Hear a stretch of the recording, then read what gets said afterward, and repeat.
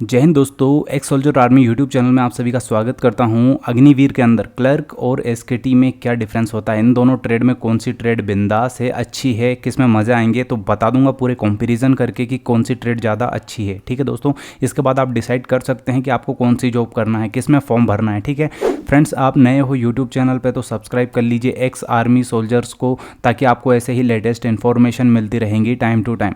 Friends, हम one by one बात करेंगे। सबसे पहले बात करेंगे दोनों के काम के कंपैरिजन करते हुए। तो एसकेटी जॉब के अंदर क्या काम रहेगा, स्टोर कीपर जिसको कहा जाता है, उनका काम ये रहता है कि आर्मी के जितने भी इक्विपमेंट्स होते हैं उनका सारा लेखा जोखा रखना। इसके अलावा दोस्तों स्टोर्स को सामान अगर कोई लेके जाता है तो उसका रिकॉर्ड रखना कि वापस आया कि नहीं आया, आया तो ठीक ठाक है कि नहीं है, ये सारा। इसके बाद में स्टोर का सामान जो होता है उसका मेंटेनेंस करना, जो भी स्टोर में सामान है उसको मेंटेनेंस करना। अभी स्टोर में सामान क्या क्या हो सकता है दोस्तों, जैसे कि व्हीकल्स जितने होते हैं आर्मी के, उनका स्टोर, ट्यूब टायर, उनके खिल पुर्जे जो भी होते हैं वो सारे व्हीकल के स्टोर्स। इसके अलावा इंजीनियर स्टोर, दोस्तों इंजीनियर जितने भी होते हैं, इंजीनियर का काम होता है, उनका एक स्टोर होता है। ठीक है दोस्तों, इसके अलावा स्टेशनरी, क्लर्क बाबूजी जो कंप्यूटर पे काम करते हैं उनके लिए जो स्टेशनरी होती है उनका भी लेखा जोखा रखना होता है। कंप्यूटर प्रिंटर्स जो होते हैं वो उनका भी लेखा जोखा इन्हीं के पास होता है। मशीनरी जितनी होती हैं, तो दोस्तों ऐसे बहुत सारी चीज़ें होती हैं जिनका लेखा जोखा रखना होता है। इसके बाद बात करते हैं क्लर्क जॉब का दोस्तों। तो क्लर्क का काम क्या होता है, नाम से ही पता है बाबूजी।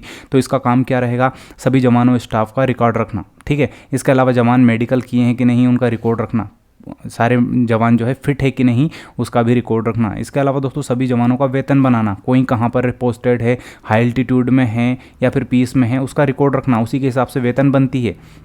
अटेंडेंस, कोई प्रेजेंट है कि नहीं, कोई कहीं भाग तो नहीं गया, उसकी अटेंडेंस लेना। ठीक है दोस्तों, रिपोर्ट एंड रिटर्न, काम का जवाब देना पड़ता है आगे तो उसकी रिपोर्ट एंड रिटर्न बनाना। लेटर टाइप करके देना, कोई भी लेटर आता है उसको टाइप करके देना। करस्पॉन्डिंग, जो भी दोस्तों डॉक्यूमेंट्स होते हैं उनकी करस्पॉन्डेंस करना। पेपर वर्क, जो भी पेपर वर्क होता है। इसके अलावा ऑफिस के अंदर जितने भी काम होते हैं कंप्यूटर पर बैठ के करने वाले, वो सारे काम दोस्तों किसके होते हैं, क्लर्क के होते हैं। ये सारे काम होते हैं। अभी आप डिसाइड कर सकते हैं कि आपको किस में फॉर्म भरना है।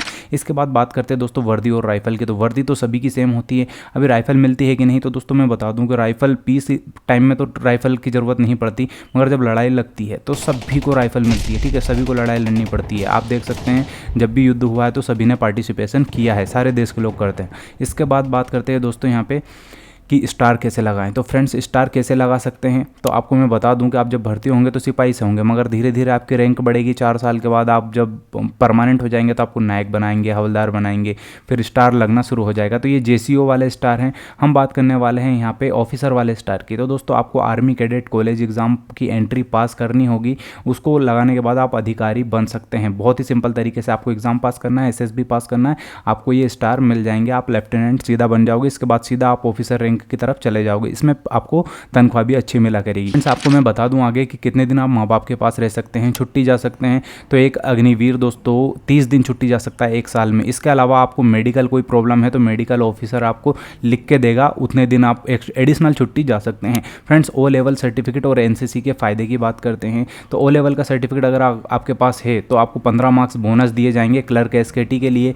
एनसीसी का सी सर्टिफिकेट है तो आपको 15 मार्क्स दिए जाएंगे। ठीक है, तो ये चीज़ अगर आपके पास है तो आप एडिशनल मार्क्स पा सकते हैं। इसके अलावा फ्रेंड्स, आपके पास में सी सर्टिफिकेट और रिपब्लिक डे परेड का सर्टिफिकेट है तो आपको एग्जाम देने की जरूरत नहीं है। क्लर्क एसकेटी टेक्निकल तीनों को जरूरत नहीं है। फ्रेंड्स, एजुकेशन और उम्र की बात कर लेते हैं आपको। तो यहाँ पे 12वीं क्लास में पढ़े होने चाहिए। बहुत सारा डाउट होता है आपको इसमें कि किसी भी स्ट्रीम से पढ़े होने चाहिए, तो हाँ लिखा है एनी स्ट्रीम, जिसमें आर्ट कॉमर्स साइंस लिखा है। इसके अलावा 60% तो एग्रीगेट और 50% हर सब्जेक्ट में मार्क्स होना चाहिए। मगर एक शर्त यहाँ पे रखी है कि इंग्लिश तो होना ही चाहिए आपके पास 12वीं में, साथ ही साथ मैथ या अकाउंट या बुक कीपिंग, इन तीनों में से कोई एक सब्जेक्ट तो होना ही चाहिए 12वीं में। ठीक है, कोई भी स्ट्रीम हो मगर ये 3 सब्जेक्ट में से कोई एक सब्जेक्ट आपके पास होना चाहिए। उम्र 17.5 से 21 साल इसके लिए रखी गई है। ऊंचाई 162 सेंटीमीटर रखी गई है, मगर अलग अलग रीजन और छूट के हिसाब से दोस्तों ये कम ज़्यादा हो सकती है, तो आप उसे चेक कर सकते हैं नोटिफिकेशन में। इसके अलावा 77 सेंटीमीटर आपका छाती होनी चाहिए, 5 सेंटीमीटर का फुलाव, जैसा कि ये बच्चा कर रहा है, इसको देख सकते हैं।